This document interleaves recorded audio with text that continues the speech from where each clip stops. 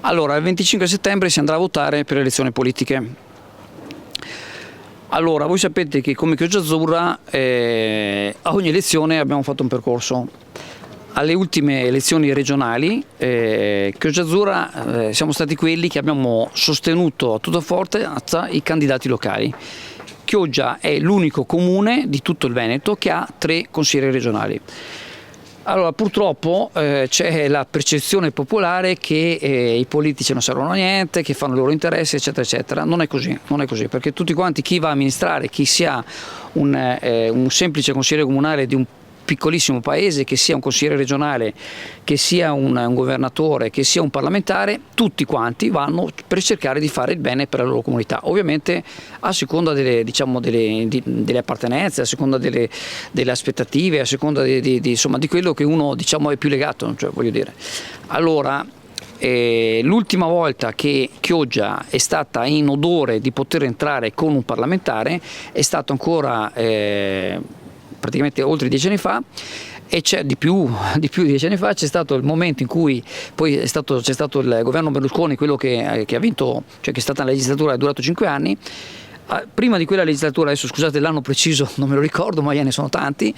e a Chioggia c'erano 10 candidati che tutti 10 premevano per arrivare a diventare parlamentare. Morale della favola, ci hanno messo un altro parlamentare, è stato Cesare Campa di Mestre, che tra l'altro è stato un ottimo parlamentare, però con tutto il rispetto dell'amico Cesare non era un chioggiotto.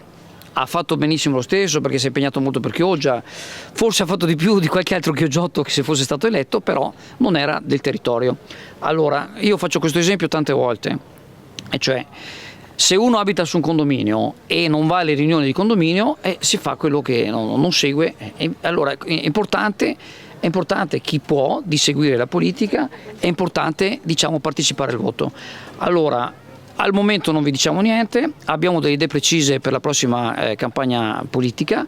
e vorremmo cercare, l'obiettivo sarebbe quello di portare un parlamentare chioggiotto in Parlamento. Non è facile, l'altra volta con le elezioni regionali ci sono state tutta una serie di coincidenze molto importanti,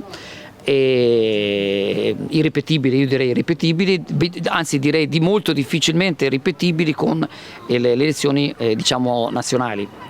Però se non ci proviamo, ecco, allora siccome abbiamo l'ambizione di portare dei chioggioti, ma non solo che siano dei chioggioti, abbiamo bisogno di chioggioti di qualità, cioè adesso come adesso la gente vuole risposte, vuole vedere gente che possa risolvere i problemi o perlomeno sia in grado di risolverli e non portarli, grazie caro, però venirmi alle spalle così in questa zona non è tanto consigliabile. E quindi è assolutamente importante portare persone di qualità che abbiano, vediamo col governo Draghi, il Presidente del Consiglio Draghi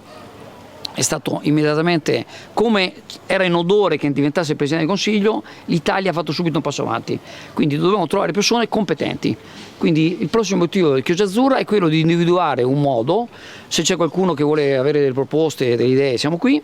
io qualche idea ce l'ho già, sto anche sondando alcuni aspetti e vogliamo assolutamente vedere di provare, almeno provarci, di portare un parlamentare con le palle, con gli attributi, uomo o donna che sia, ci sono molte donne che hanno più attributi degli uomini, che sia chiaro, non lo dico così per piaggeria ma è la verità,